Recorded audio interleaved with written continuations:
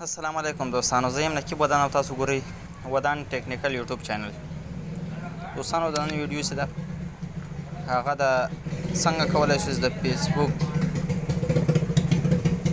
واچ ايکان څه کومې ویډیوګانې ورکې راځي دلته تاسو که پام کړی د پیجز او د ګروپس تر مابین زه تاسو ته هلته زه یې ښیم. دوستانو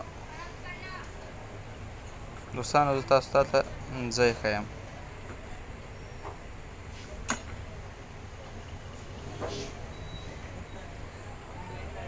که تاسو خیال کړی دغه ځای کې یو اپشن راځي د فیسبوک واچ.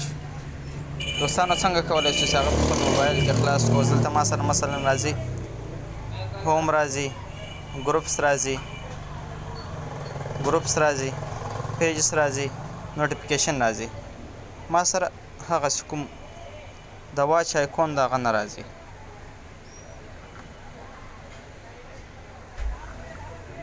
دا ما سره هلته صفحه کې نه راځي. دوستانو نن زه درته ښیم چې دا څنګه هلته خپل د فیسبوک مین پیج ته راوستی شئ. دوستانو تاسو به تر هر څه مخکې ولاړ شئ سیټینګ اینډ پرایوسي درته ښیم. سیټینګ اینډ پرایوسي دغه ده. تاسو به د دې لاندې راسئ د سیټینګ ته. سیټینګ باندې به کلیک وکئ. په سیټینګ چې کله کلیک وکړ لاندې به ولاړ شئ. دلته تاسو ته ډېر اپشن راځي خو تاسو به لاندې ولاړ شئ. خپل موبایل کې به لاندې ولاړ شئ. دلته تاسو ته لاندې ښکاري شورټکټس بار. دا کوم چې ما په سرکل کې دایره کې راوستی تاسو به په دې باندې کلیک وکئ. په دې چې کله کلیک وکړ مثلا دلته اوس تاسو ګورئ ګروپس پیجز دا اون دی. ما سره گیم بنده یا واچ بنده. واچ دلته موږ چالو کړو. صحیح ده. دلته موږ چالو کړو. اوس ګورو چې زموږ په پیج زموږ فیسبوک کې اوس دا د واچ کوم اپشن ده دا راغلی ده که نه ده راغلی دغه اپشن.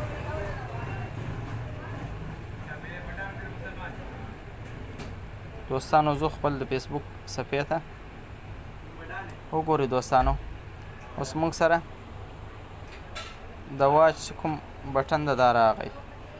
د واچ کوم آیکون ده دا راغی.